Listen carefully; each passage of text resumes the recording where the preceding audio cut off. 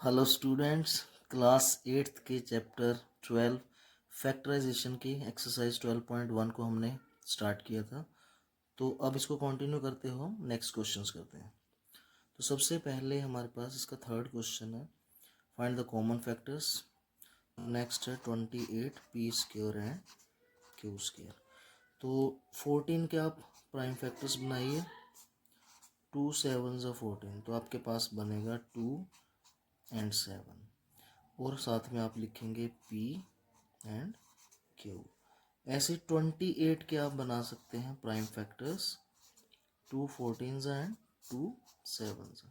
तो 2 2 7, तो 2 multiply 2 multiply 7 आप लिख सकते हैं। और पी स्क्र क्यू स्क्र को भी आप ऐसे ही P मल्टीप्लाई P 2 बार लिखेंगे, और Q को भी ऐसे ही Q मल्टीप्लाई Q लिख सकते हैं। तो अब इनमें से आपने कॉमन चूज करना है। तो कॉमन फैक्टर्स कैसे फाइंड करेंगे, हम लिखेंगे कॉमन फैक्टर्स। तो जैसे आपने 2 देखा, दोनों टर्म्स के अंदर 2 है, तो आपका 2 कॉमन आ गया। ऐसे ही 7, और यहाँ पे भी 7 है, तो 7 भी कॉमन आ गया। नेक्स्ट P, और यहाँ पे भी P पड़ा हुआ है, तो P आ गया। और Q, और यहाँ पे भी Q है। तो ये फैक्टर्स कॉमन आ गए हैं। अब इसको सॉल्व करेंगे। 2 7 14, और साथ में P Q, तो ये हमारा आंसर बनेगा। अब इसका फोर्थ पार्ट देखिए। फर्स्ट टर्म है 2x, second 3x square and 4। अब हमारे पास 3 टर्म्स हैं, तो 3 टर्म्स में से हमने कॉमन फाइंड करना है।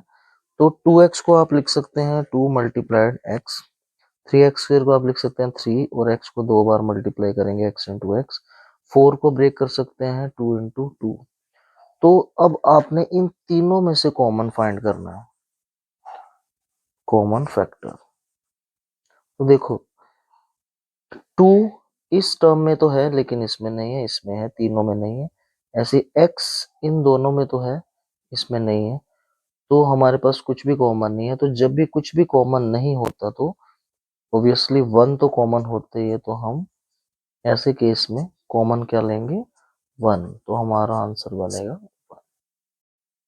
ऐसे फिफ्थ पार्ट है हमारे पास, जिसमें 6 ABC 24 AB square and 12 A square B में से हमें कॉमन फाइंड करना है। तो हम कैसे करेंगे, 6 को हम इजिली 2 इंटू 3 लिख सकते हैं, और साथ में ए बी सी को भी हम ए बी और सी की मल्टीप्लिकेशन की फॉर्म में लिखेंगे।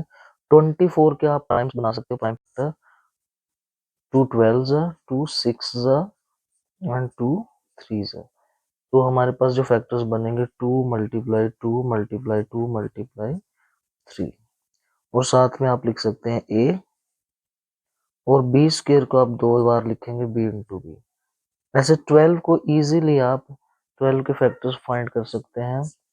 2 6 12 एंड 2 3 6, 2 2 एंड 3। तो आप लिखेंगे 2 मल्टीप्लाई 2 एंड 3, और ए स्क्वायर बी को आप लिखेंगे, ए को 2 बार लिखेंगे ए इंटू ए, और साथ में बी।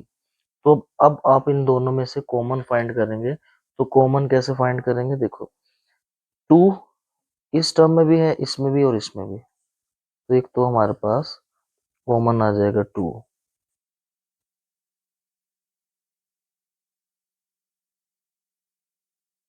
इसके बाद नेक्स्ट देखिए, 3 इसमें भी है, 3 इसमें भी, इसमें भी है, तो 3 भी कॉमन आ जाएगा। इसके बाद ए ए ए, ए भी तीनों के अंदर है, तो हमारा ए भी आ जाएगा। Next B B and B,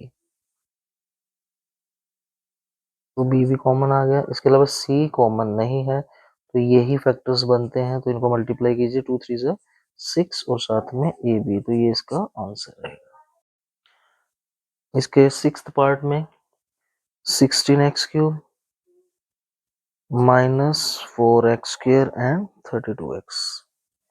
तो कैसे करेंगे, 16 को हम सिंपली जब ब्रेक करेंगे, तो 2 8 16, 2 4 8, 2 2 4। तो हमारे पास ये 2 मल्टीप्लाई 2 मल्टीप्लाई 2 मल्टीप्लाई 2 ये फैक्टर्स बनेंगे।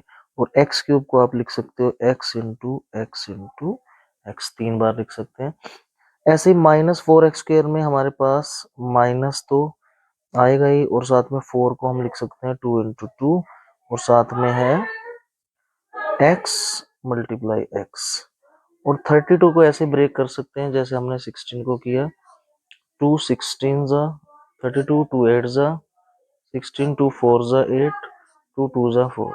तो ये हमारे पास 5 फैक्टर्स बनेंगे, 2 × 2 × 2 × 2 × 2, और साथ में हम x को लिखेंगे। तो अब इनमें से कॉमन क्या होगा, तो आप अगर इसको ध्यान से देखें तो हमारे पास कॉमन फैक्टर्स कौन से आने वाले हैं। देखिए इसमें 2 है और इसमें भी 2 है, एक तो 2 आएगा, नेक्स्ट 2 2 2, नेक्स्ट 2 भी आएगा।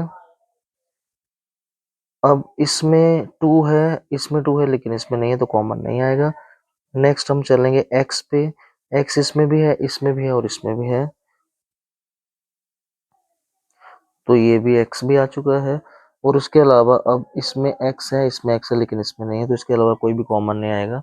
हमारे पास कॉमन बना है 2 2 4 × x, ये हमारा आंसर रहेगा। 7th पार्ट में 10 pq 20 qr एंड 30 rp। तो कैसे फैक्टर्स बनाएंगे, 10 को आप इजीली 2 × 5 लिख सकते हैं, और साथ में रहेगा p एंड q। ऐसे ही 20 को आप ब्रेक कर सकते हैं, 20 को 2 10 2 5 एंड 5 1 हो जाएगा, 2 2 एंड 5, 2 2 एंड 5 फैक्टर्स बनेंगे, और साथ में आप q लिख सकते हैं एंड r लिख सकते हैं। 30 को भी आप फैक्टराइज कर सकते हैं, 2 × 15, 2 15 30, 3 5 15 एंड 5 1 5, तो 2 3 एंड 5 इसके फैक्टर्स रहेंगे, और साथ में r और p रहेगा। तो अगर आप इसके कॉमन फैक्टर्स चेक करें तो कॉमन फैक्टर आएंगे हमारे पास, देखिए एक 2 आएगा, उसके बाद 5 भी इन तीनों में है, और अगर p चेक करें तो p कॉमन नहीं आता, q भी इन तीनों में नहीं है, और r भी नहीं है। तो हमारे पास जो कॉमन फैक्टर्स बनेंगे वो होंगे, एक तो 2 है और एक है 5, तो 2 5 10, 10 हमारा आंसर होगा।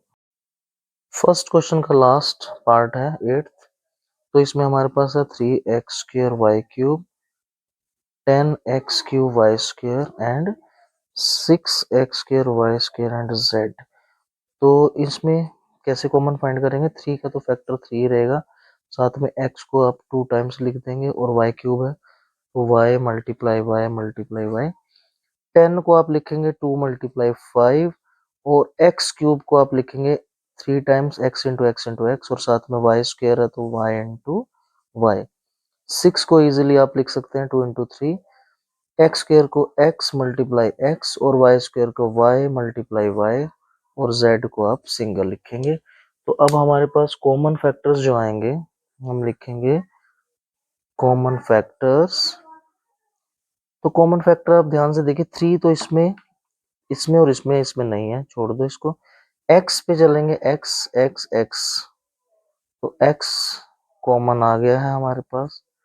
नेक्स्ट है हमारे पास ये x, एक x दोबारा से फिर x कॉमन आ चुका है। इसमें y है, y तीनों में y है, और नेक्स्ट y ये भी हमें मिल चुका है, लेकिन इनके अलावा कुछ भी कॉमन नहीं है। तो हमारे पास कॉमन क्या है, x × x x², और y × y y², ये हमारा आंसर है। तो इसी के साथ हमारा फर्स्ट क्वेश्चन कंप्लीट।